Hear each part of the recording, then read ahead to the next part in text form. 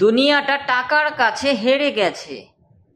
মানবতা, মানসিকতা সব কিছুই টাকার গোলাম।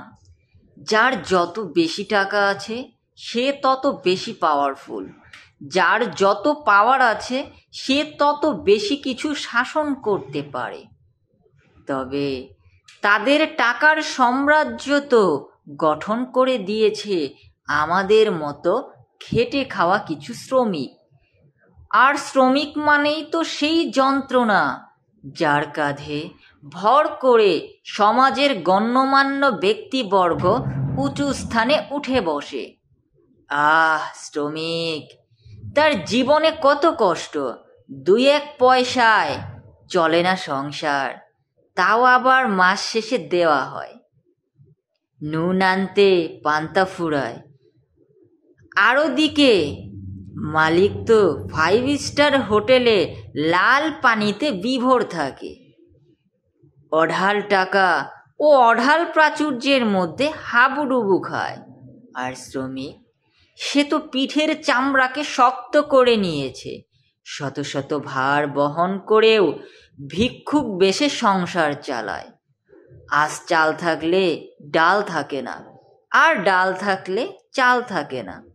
শোবার জন্য ভালো ঘর থাকে না, আরামের জন্য ভালো বিছানা থাকে না। আর এই শ্রমিকরাই তৈরি করে শত শত কোটি কোটি টাকা। কত কষ্ট করে নিজের এক বেলার ভাত জমিয়ে রেখে স্ত্রী সন্তানকে খাওয়ায়। শ্রমিকের এক ফোঁটা রক্তের দাম গোটা দুনিয়া বিক্রি করলেও শোধ করতে পারবে না। আর সেই শ্রমিকদের তুমি মালিক কত শাসন করো, নির্বিচারে কত বেতন কেটে দাও। তুমি তো আর এটা ভাবো না তোমার টাকার পেছনে এই সব অসহায় শ্রমিকরা সবচেয়ে বড় ভূমিকা পালন করছে। তুমি শুধু শ্রমিকের ভুল ধরতে পারো, তাদের নিচু করে দেখতে পারো। কখনো সেই সব ঘামে ভেজা শ্রমিকের শরীর নিজ বুকে জড়িয়ে ধরে অনুভব করতে পারোনি তার হৃদয়ের স্পন্দন। কখনো তাদের বুকে জড়িয়ে অনুভব করতে পারোনি তাদের দেহের তাপমাত্রা কতটুকু। আর করবেই বা কেন? তুমি তো মালিক।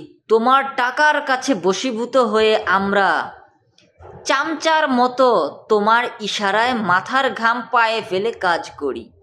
কেননা আমাদের ধারণা একটাই, আজ কাজ করলে কাল তুমি আমাকে পয়সা দিবে, আর সেই পয়সায় আমরা পরিবার চালাবো। হ্যাঁ মালিক, তোমার কাজে পারিশ্রমিক আমরা পাই, তবে তুমি যোগ্যতা বুঝে টাকা প্রদান করো না। বর্তমানে বিশ্বের বাজারে আনাজ তরকারি কিনতে গেলে এক বেলা না খেয়ে থাকতে হবে। তুমি নির্ধারণ করে দিয়েছ আমাদের অল্প বেতন। তুমি তো ঠিকই পুরো বাজার কিনে আনো।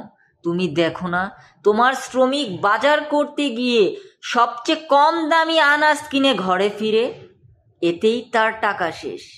তুমি মালিক বলে আমাকে তুমি আমার পারিশ্রমিক কমিয়ে দাও, অথচ আমার বানানো পণ্য তুমি বেশি দামে বিক্রি করো। তুমি ব্যাংক ব্যালেন্স ভর্তি করছো, আর আমাকে তিলে তিলে কতল করে দিচ্ছি। আমি শ্রমিক বলেই আমার ভেতর এত কষ্ট লুকিয়েছিল, আর তুমি মালিক বলেই এই সব কষ্ট দেখার তোমার সময় নাই।